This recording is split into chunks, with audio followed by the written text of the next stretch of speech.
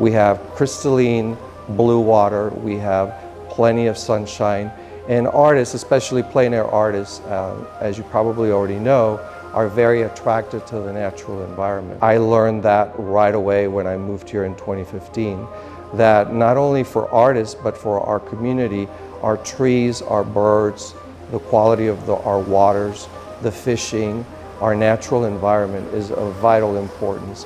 And I consider it one of the key factors and elements to the perpetuation of the art colony.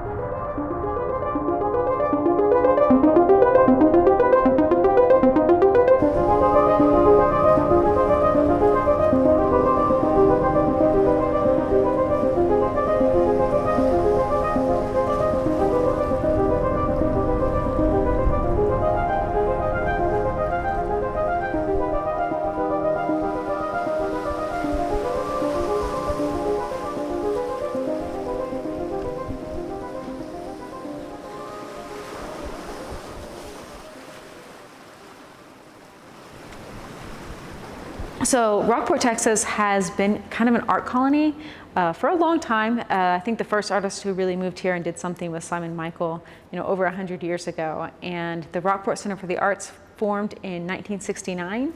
There were a bunch of artists who had moved to Rockport either to paint the local scenery or hang out with Simon Michael. And then they decided they were just hanging out together, and they decided to want to do an art festival. So they formed the Rockport Center for the Arts. It was actually called the Rockport Art Association at the time.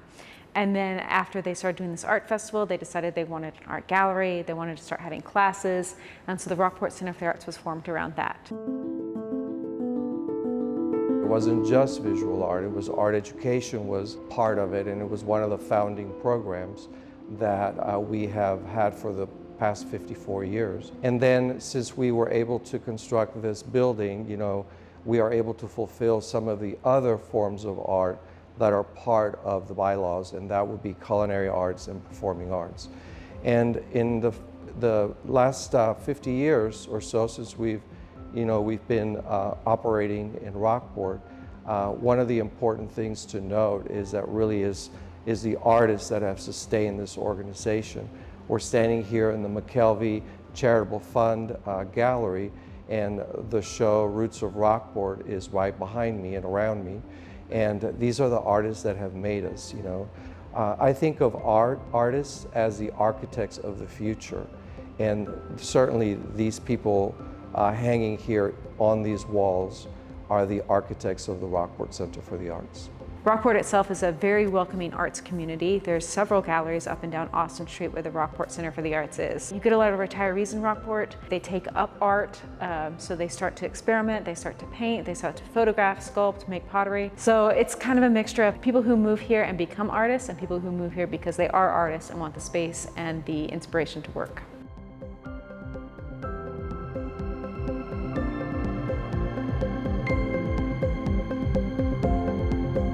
I heard that Texas actually had a coast, not just cowboys and horses and stuff.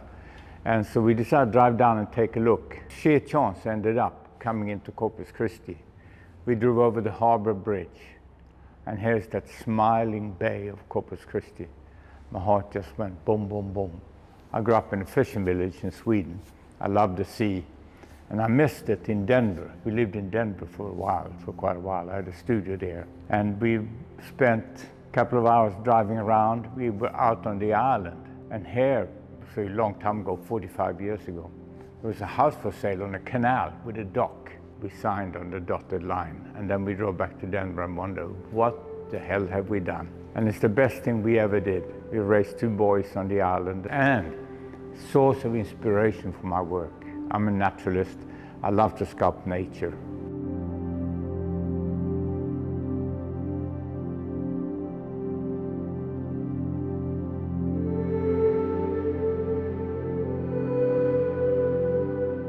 Rockport has grown tremendously, more and more and more, and the art scene here was very modest in the old days. The Rockport Art Center was just basically a residence, a wooden one-floor thing. But there was the fun to hang out, and party together, have shows, and it was very supportive, locally very supportive of the arts. which is fantastic. I mean, local people here, they were really kind to artists and supported us. And I love that about Rockport. And it's still now today stronger than ever, In 1983, the Rockport Art Association was donated a building that was across the business highway we call 35. And then the Art Association moved the building near Aransas Bay on land owned by Aransas County Navigation District. And so we rented that land and we put our building into service there in 1984. And then we operated there until 2017. Our last day really in the building with people inside of it, customers as well as staff, was August 24th of 2017. And on August 25th, everybody knows what happened. Houston was affected tremendously also by Hurricane Harvey, but basically Rockport was the place where the hurricane came through. And it was a Category 4 hurricane, and it basically destroyed our building. The porch overhang, peeled backwards during the storm, and it pulled about half of the roof on the building back into our sculpture garden. And so we had some damages there as well, but every piece of art was restored. At the same time all this was going on, we were due to accept a very famous exhibition here on September the 3rd. It was traveling to us from Jamaica, New York, from the Roger Torrey Peterson Museum, and it's called Birds and Art. So I called our friends at the Art Museum of South Texas when I was evacuated in Mexico 2 days after the storm. I already knew that our building was catastrophically destroyed. And plus there was no water, running water, and there was no electricity. And of course, we had no roof. So we had to act quickly. And we collaborated with the Roger Torrey Peterson Museum, with the Lee Yawkey Woodson Art Museum, and the Art Museum of South Texas. They were so gracious. They canceled an exhibition they had, and they said, yes, you can host Birds and Art here. And I credit that generosity to really basically building our renaissance so quickly after the storm. So that show, Birds and Art, was due to open in Rockport on September 14th to the general public. That's just a few days after the hurricane. And we opened it in Corpus Christi on September 28th. I rented some buses to pick people up here in Rockport and take them to the grand opening of the exhibition at the Art Museum. And about 200 people from Rockport showed up. And it was one of just the most amazing experiences for me, because for many of us who had been doing salvage work on our homes or our businesses, it was the first time we had seen each other for a while when we were, clean and dressed up. On the land where that we had bought, there was a small historical 2,000 square foot building, affectionately known as Klein's Cafe. We operate out of the Klein building for the rest of 17, all of 2018 and all of 2019. And then in 2020, we moved into the Estelle Starr Gallery, and then we moved across the street to the Baker Law Building, and they allowed us to retrofit a gallery out of a very small space, but we were able to operate our showroom out of that gallery.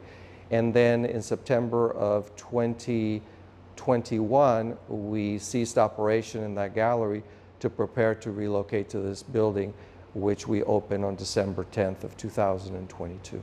We had about 700 people come to the opening of the building. The building was designed by Richter Architects, Elizabeth Shue Richter and David Richter. The exterior design David calls coastal contemporary.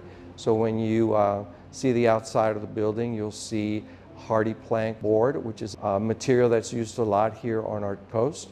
We wanted that to be important, that it looked like a coastal building. And then the interior is very industrial design, so you have a lot of exposed elements, concrete floors. Because we accepted a grant from the federal government, one of the important factors for that grant was that we build a resilient building that could sustain the next 100-year storm. So this building is constructed of concrete and steel, and that's it. And so it's a very strong building, and I think probably the strongest building ever built in the Rockport area. The galleries are giant, and it really offers us the space and the aesthetics to have really fantastic shows that we would have never been able to host in our smaller art galleries. So we went from a small art gallery space where you can have only one show and it was kind of crowded, to basically 4 galleries where we can bring in artists from outside of Texas, from inside of Texas, and really put on these phenomenal shows that are a draw. We'll draw people not just from the Rockport community and not just from Corpus Christi and Victoria, but also from San Antonio, Houston, Austin, Dallas, and other states. So we're just having amazing exhibitions and really giving artists the chance to speak and take over the space. The building was built by Teal Construction Company.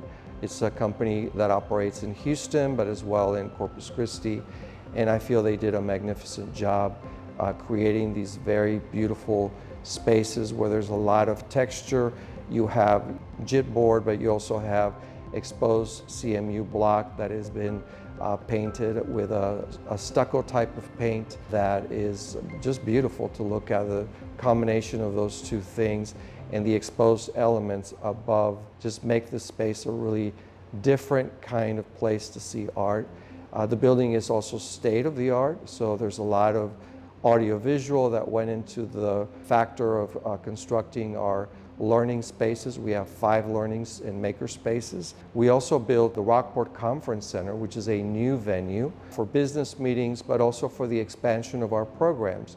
I talked about the culinary arts and the performing arts, and those 2 activities happen in that space. We also have selections from our permanent collection. Our permanent collection is primarily 3-dimensional. It's public art. We have a very strong public art program. We have been collecting sculptures since 2000, and we have sculptures not only here around this building, but throughout the Rockport area. In fact, we are going to accept a major piece by George Lundeen this fall that is going to adorn our new City Hall and County Courthouse. It's going to be a water feature. And we recently acquired another piece to go into the garden here near this building by Ken Olberg, and it's called Kingfisher.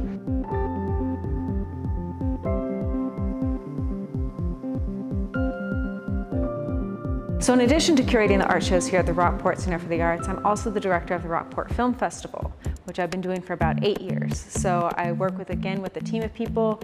We come up with the schedule, we screen some films. It's 4 days, 40 films, and again, we try to show kind of everything, because there is no art house cinema in Rockport, or even close to Rockport. You gotta drive at least 2 hours to find something like that. So we wanna show independent films, mostly from Texas, but some from outside of Texas. We wanna get filmmakers here to Rockport, because I know as soon as they see Rockport, they fall in love with it, because it's a beautiful coastal town. The people here, it's a small town, but the people here really love the arts and support the arts community. So we get a great turnout for our film festivals, we get a great turnout for our events. There's a few cool shows that we've had or are going to have, like the Birds and Art exhibition, which is a nationally recognized show coming out of the Leoki Woodson Art Museum in Wausau, Wisconsin, which we've hosted 3 times. And every time we host it, we get people from all over the state coming to see it, because it doesn't show a lot of places. The Rising Eyes of Texas show, it is a juried collegiate art show from all of the colleges and universities across the state of Texas. It's a really great show. We sell half the show, which makes us happy, because we're able to make money for these students and provide some of their first sales at the beginning of their career. I've asked several students from the shows to have solo shows later on. One of those is Jimmy Cabela. Jimmy Cabela showed in the 2020 Rising Eyes exhibition. He came back the following year to have a solo show, and I think we sold 90% of that show, which is great for him because he makes big work, and he was moving to New York City to go to Pratt for grad school. And since then, he's had an amazing career. He showed at Conduit Gallery in Dallas. He showed at several galleries across the nation, actually. But it's really nice to kind of be with him at the beginning of his career and really showing him, like, hey, your work is great. This is what's possible, and you're going to grow on to do great big things.